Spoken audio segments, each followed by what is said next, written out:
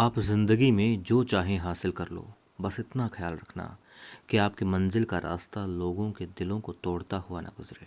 नमस्कार। जी हाँ, बिल्कुल वो ऊंचाई, वो ख्वाहिशों का पूरा होना और वो पद या वो कद, वो पैसा किसी काम का नहीं है जो आपने लोगों के दिलों को दुखा करके कमाया है।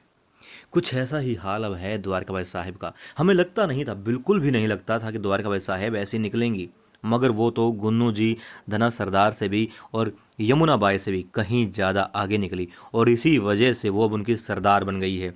रामायण महाभारत में हमने बहुत सारे इस तरह के किस्से देखे हैं, मगर द्वारकाबाई साहिब तो धृतराष्ट्र से भी कई कदम आगे निकली हैं। एक दो नहीं, कई कदम आगे निकल गई हैं। वो तो अंधे थे, वो देख नहीं पा रहे थे कि उनके पुत्र क्या कृत्य कर रहे हैं।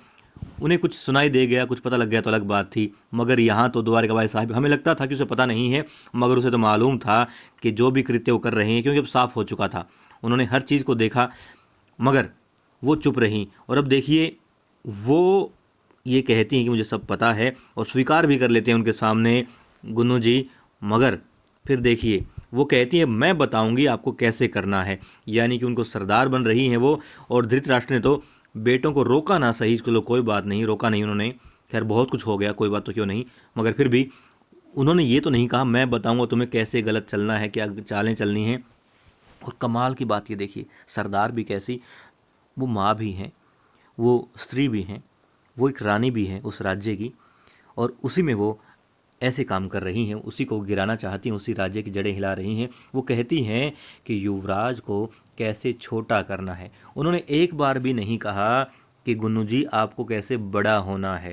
वो नहीं चाहती, उनकी सोच ही नहीं इस तरीके की कि वो अपने दामाद का कद ऊंचा करें। वो तो अपने बेटे का ही कद छोटा करने में लगी हुई हैं।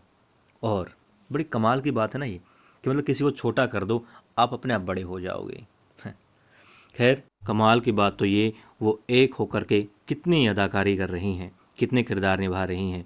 वो धृतराष्ट्र भी हैं, अंधी हैं, और दुर्योधन को सिखा रही हैं कि कैसे कुकृत्य करने हैं, मैं तुम्हें बताती हूँ। और वो विभीषण भी हैं जो रावण का साथ दे रहे हैं, वो जयचंद भी हैं। कितने सारे अदाकारी हैं, कमाल है ना। मगर फिर भी देखो, बार बार वो हार जाती हैं, और हार के फिर भी वो मान नहीं रही हैं कि गलत काम का गलत नतीजा, अब तो रुक जाओ, अब तो रुक जाओ, मगर वो नहीं मानती। और अब ये भी तय हो गया इस बात से कि उन्हें कोई फ़र्क नहीं पड़ता। जो दिखावा किया करती थी, कहती थी कि मेरे परिवार पे कोई आंच नहीं आनी चाहिए, मेरे परिवार के खिलाफ मैं कुछ बर्दाश्त नहीं करूँगी, मालवा के खिलाफ कुछ बर्दाश्त नहीं करूँगी, क्योंकि जैसा वो कृत्य कर रही हैं उसे यही लग रहा है कि उन्हें ना तो गुन्नू जी से मतलब है, ना अपनी बेटी से मतलब है, ना मल्हारा होलकर सरकार से मतलब है। उन्हें मतलब है तो अब सिर्फ और सिर्फ खुद से। वो सिर्फ राजमाता बनना चाहती हैं, वो चाहे अब कैसे भी बन जाए।